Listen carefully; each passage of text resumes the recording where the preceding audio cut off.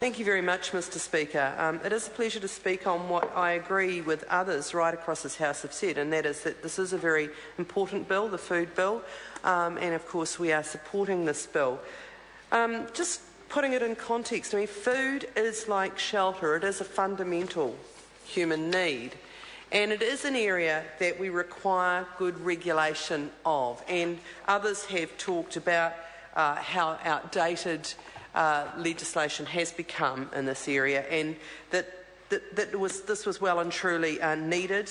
And it has taken a very long time to get here, but we have got a comprehensive review here, and all are agreeing that, in fact, in most regards, this bill provides a useful and modern piece of legislation for what is a very important, not only important human need, the need to eat, but also for us a very important source of our national wealth.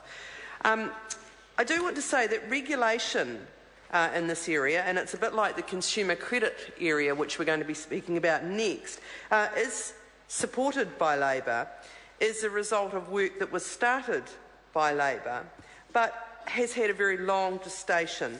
And delays with this bill, I'm not sure if there are significant consequences as a result of the delays on this bill. I guess others who were on the Select Committee may be better placed to answer that particular question.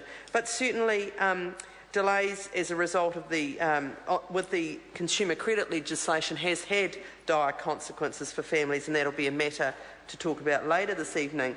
But despite that, we now have legislation, as I say, that replaces other legislation, and will replace other legislation and related regulations to create a modern piece of legislation with flexibility and appropriate to the diversity and complexity that is the food sector.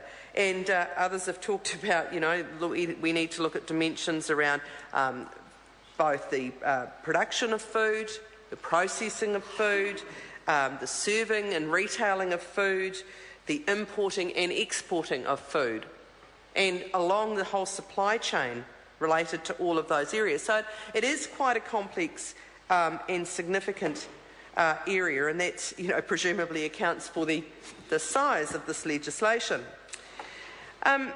Food is an interesting issue in a country that is becoming increasingly unequal. And I do want to note, given we're talking about food, that for struggling families, food has sadly become a discretionary item.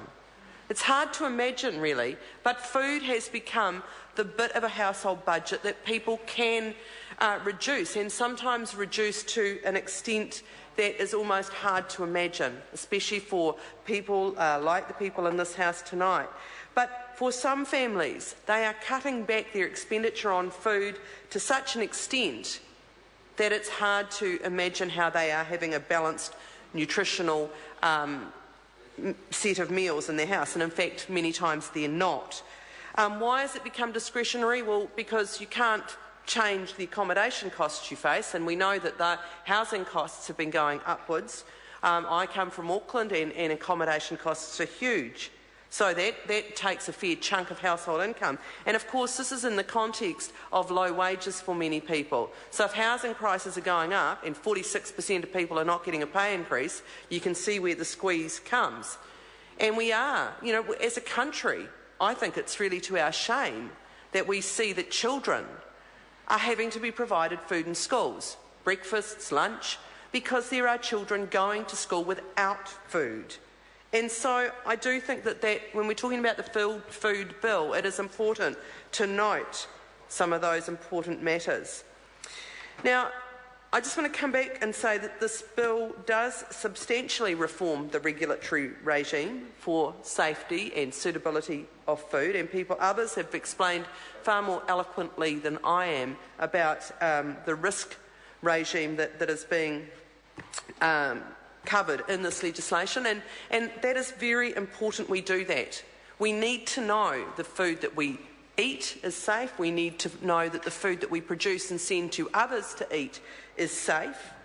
And as has been said, the food and beverage sector of our economy is huge. It is still huge to this day. We have an important comparative advantage in this area. It has been the lifeblood of this country and remains so. Now, there is a question, and a question that I believe is really significant, about whether we are looking at this sector in the right way and whether we're doing enough to lift the value in the sector, to look at innovation, to ensure that we are moving to a value-added kind of thing rather than continuing just to sell milk powder. Are we looking and doing enough to develop things like nutraceuticals? Are we looking at some of the areas where we can further process food and in doing so create work here in this country to ensure that we can get better prices for the food that we export? And I think that my view is that it's another area where the government are failing to look enough at government's role in economic development. What is the government's role in trying to make sure that we really go for the value add in the food and beverage industry? But nonetheless, 52% of our exports, so it's hugely significant. People come to this country and even do food tourism, or certainly even if they're not specifically doing food tourism, they are, it's part of the package of coming to this beautiful country to eat some of the wonderful food that we produce here. And so it's important for the money that we earn as a country, but the domestic market is also, of course, significant. We need food to survive, but of course food also has another dimension around hospitality and around recreation. We share food with friends and family. We enjoy food. And so getting it right, I'm glad to see that some of the concerns that were raised around things like sausage sizzles and the like have been dealt with by the Select Committee. You know, I think that that was important that we got that balance right.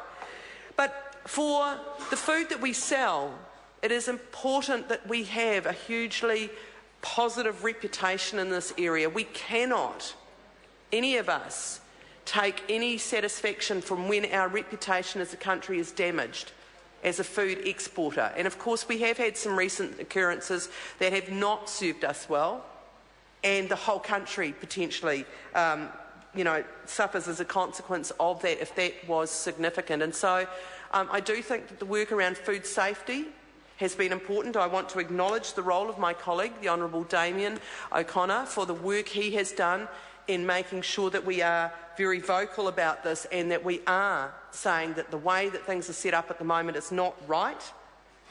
So the hurdles are high for our country. Other countries demand a lot from us in the food that we export. And the particular markets, particularly the high-end markets, the Japanese market, the European market, demand high standards from us, and we need to have a regulatory regime that stacks up against that.